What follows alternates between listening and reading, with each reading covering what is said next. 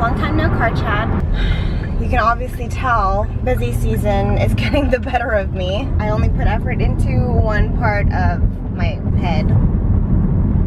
If I have to choose between doing my makeup and doing my hair, I'm going to choose doing my makeup, and then my hair can look like a rat's nest nastiness, and I'll just keep moving on with my day.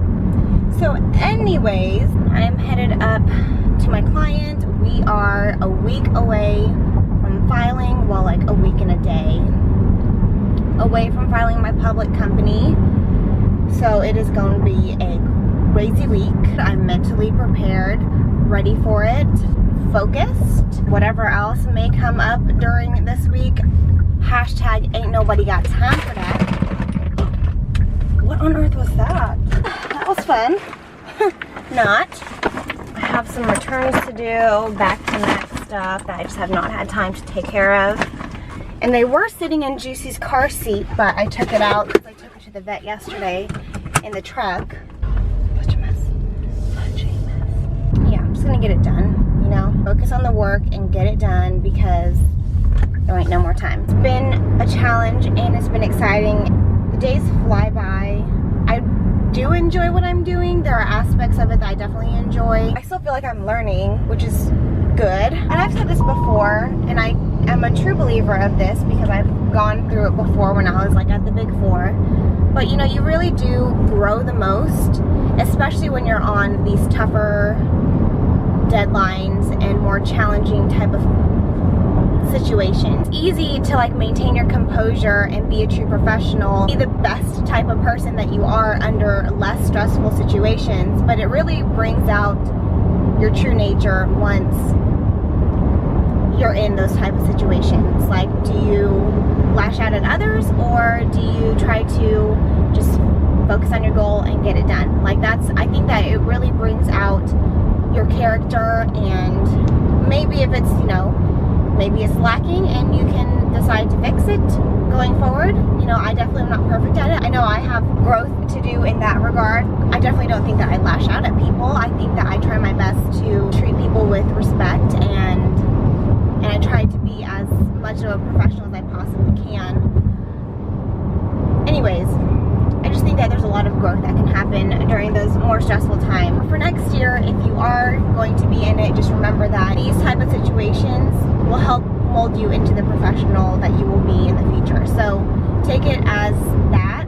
And at the end of the day, just remember it's work. You know, it's not your entire life. There's more to life than just this. And it's not like we're doing anything that's saving lives. Like, we're not doing surgery or saving people from burning buildings and stuff like that. At the end of the day, you just have to put that into perspective. The work will get done. Remember that you are part of a team. It is not all on just one person.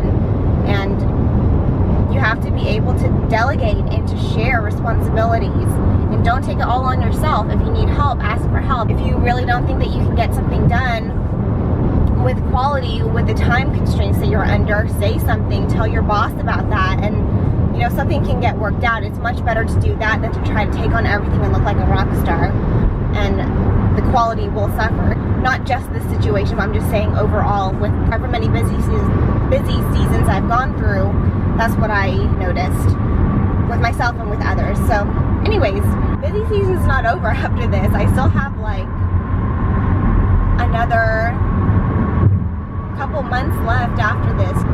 Yeah, it's not a sprint, it's a, it's a marathon. Gotta reserve some of that energy, you know what I'm saying? Had a lot of energy.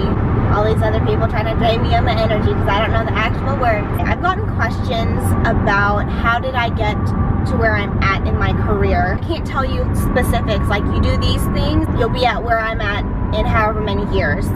It's different for everyone. It's different for the company that you're at, the firm that you're at. What I'm gonna talk about is some of the qualities that I think define me as a professional, not like things that I was just born with. I wasn't born this way. So it's definitely things that I've worked on and I'm still working on, but I accept myself and I'm trying to build upon. Okay, so this is not foolproof stuff, but I just, these are kind of, I guess, more tips, like once you're coming into the workforce, kind of stuff maybe think about and see if it applies to you. I say this a lot. I think attitude is so key. so important in whatever you're doing. That doesn't mean you have to be the most outgoing person, the most bubbly person. That's not the case. Being a team player, being willing to do whatever and not having an attitude about that. And I might be old school. Be willing to do whatever. Have a good attitude about it. If that's ordering lunches, or if that's hole punching, scanning, going and printing something, coming in on the weekend because there's a lot of work to be done and they're trying to split it up amongst the team. Whatever is going on, just having a good attitude and being open and willing to do so. Like being open and willing to pay your dues. And I know some people might not like that either, but it is what it is. Like everyone who has moved up in the ranks for the most part has had to pay their dues. I have had to do lunch orders, dinner orders, coffee runs, snack runs. I've scanned, printed, hole punched, counted trucks in a parking lot. I've tried to get the VIN numbers off of trucks in a parking lot for a client. I mean, like, I've gone and done some, like, you might think, like, why am I doing that if I'm in accounting? When I was an intern and a staff, the rate that I am being billed at is much lower than my senior, my manager and above. It makes more sense, someone with a lower billing rate, to do more of the detailed type of tasks. Don't get offended by that and be like, oh, you know, they're treating me like I'm a waitress or whatever. That's not the case. You know, just be a team player. If that's where you can add value and you can be helpful, then do that, and do that with a really good attitude, and don't think anything is above you. And that's at any level. You want to have like a fun environment at work and joke around and whatnot, but at the end of the day, you're still at work. Just because you're friendly with everyone, don't forget that these people are your coworkers, and don't divulge information to them that you wouldn't feel comfortable with other people knowing, unless you 100% are like, this person is my true friend. Don't forget that they, at the end of the day, they are your coworkers. Be very careful about what you share with your coworkers. You run the risk of everyone knowing your business. There are some workplaces where gossip can be running rampant. If you're so open with everyone, you know, sometimes it can get used against you. Like, you don't want to be the butt of everyone's joke or the person that everyone's talking about. Like, just don't add fuel to the fire, you know? Like, if you go to a happy hour with your work people, don't get all blackout drunk and doing stuff that maybe you don't want to do in front of work people, because people are going to talk about it. And it's unfortunate that that's the case, and it's unfortunate that that happens. Just be aware of that so that you're more cognizant. I'm very public about certain things in my life. As you can tell with my YouTube channel and my blog, I kind of put stuff out there, and it's been a hard lesson for me this past year to be more cognizant about what I share. And it's unfortunate because I want to be real and raw with y'all, and I'm as real with y'all as I possibly can be. But like I said, you know, there are people who for some reason enjoy stalking other people's lives. Even if you're not like me, you don't put your life out there on social media. Even if you become Facebook friends with your coworkers and they can see what you're doing on the weekends, just be very careful about that. Like, you can be friendly with people at work, just make sure that the people that you let in to know more about yourself are people that you trust and who, you know, enhance your life like you would any other friend that you choose. I share stuff because I'm trying to provide like a realistic view about what it's like to work a 9-to-5 job, or like in public accounting. Not everyone will understand that, and not everyone will support that. Some people will just take that as, look what she did, she cried on this one video or whatever. People can be really just nasty and mean, and unfortunately, you would think people would grow out of that once they mature. Okay, so let me get off that topic, okay? It's unfortunate that there are people like this in the workforce, but some people want to compete with other people in order to get ahead. And that's fine. I get that people have competitive natures, but at the end of the day, the way that I view, at least for my life, is I'm not in competition with anyone other than myself. All I want to do is for me to be a better person. I don't care what you're doing in your lane. I'm staying in my lane. I'm focusing on my goals. And sure, my goals might encompass my teams or other people, but at the end of the day, I want you to do good in your career. I want me to do good in my career. I'm not gonna do something to hinder your career. I'm just gonna do me. And if I am doing well, that's great. You do you, you're doing great, that's great. There's so much room in the world, whether it's not at your certain company or at your firm, there's a lot of room in the world for everyone to do well. It doesn't just have to be like one person does well. Having good research skills has definitely helped me out. If you face some kind of problem that you're dealing with at work, it's better to come up with some kind of solution instead of just being like, I don't know what I'm doing, here's my problem. Instead, use your critical thinking skills and be like, okay, how can I solve this problem? And then to your boss or whoever, say, this is what I'm dealing with.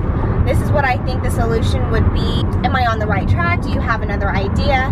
Because then it shows that you're using your critical thinking skills, and it also shows maybe if you did some research looking up in the accounting standard codification or like a PCAOB standard or your firm's audit manual, it shows that you put effort and thought into it rather than just being like, oh, look at all my problems, like here's my problem, solve it for me. And it helps you as a professional, like it helps you figure out how to solve problems. I would say another thing is to treat people the way you want to be treated. I have been in so many situations where I saw a lot of people who I did not want to be like, and so I was like, I don't want to be like that person, so I'm not going to treat other people like that person. But also, more recently in my current firm, I've seen people who I really look up to and who embody a professional that I want to be like, and so I'm like, I want to be more like that person. I want to treat people like that person treats people, because it makes me feel good. You say that you're going to do something, do it. Keep your word, your integrity, and your own standards, your own ethics.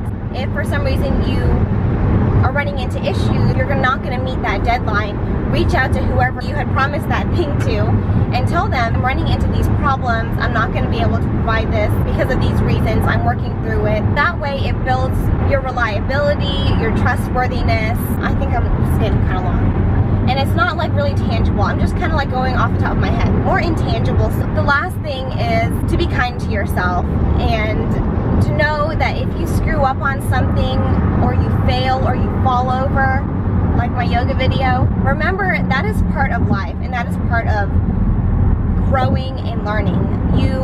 And I say this and it's so cliche, but I'm going to say it anyways, pressure creates diamonds and you want to be a diamond. It's going through those harder times, learning from your mistakes that really molds you and defines you as a professional or as a person. There's no way for someone to grow or to get better unless they go through situations where it highlights your weaknesses or where you need to maybe improve.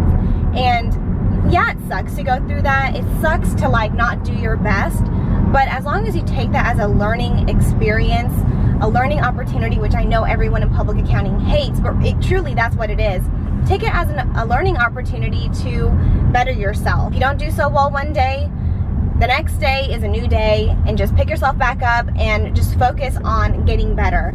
And yeah, you might feel bad about yourself. That feeling will go away. The way to solve that is to do better on the next thing. Don't take the first time that you fail at something as I'm not good at this. It just means that you need to continue to work at it, to improve and to push yourself. And one of the biggest things that I have learned in my life, at least, that just because I don't do so well on one thing doesn't mean I'm the worst auditor ever or the worst manager ever. It just means that there's room for me to improve and I'm gonna do better the next time. And you have to tell yourself that too. And another thing is to be kind to yourself. I know that I am my meanest, roughest, most intense criticizer. More than anyone else could criticize me. Have these little trolls and stalkers and haters. Y'all don't bother me because I am so much more tough on myself and intense on myself than anyone else. And I know other people are the same way. So, with that being said, be kind to yourself. You do have to be your own cheerleader. You are in control of your life and your destiny. If you want something, you got to go out and work for it and reach for it. No one else is going to do that for you.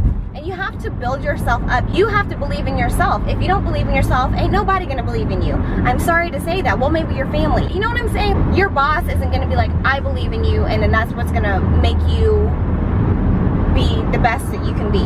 It's you being like, I know I can do better, and I know I can reach my goals. Like, you have to just believe that for yourself, and truly believe that. I mean, you as a person, whoever is watching this video, you are a very, very powerful person. You are a powerful spirit. You have more inside of you than you know right now. You have so much more potential than you know right now. Just because you're not doing good right now doesn't mean that you can't do better. You know, you can always improve your life. Life is a moving, flowing wave. You have your highs, you have your lows, and you have just your plateaus, and that's okay too. Be kind to yourself, be your biggest cheerleader, your biggest supporter, and surround yourself with people who are also that, who are your biggest supporter and who you support as well. It takes a village, okay? But at the end of the day, it also takes you as well. Each villager helping out the village. Anyways, I think that's it. So sorry, I rambled. Y'all know me. I got a lot of stuff to say, and it's been a while, so I miss talking to you guys. Sorry if I look a mess with my hair being all cray. And yeah, so I hope y'all enjoyed the video. I hope it made sense.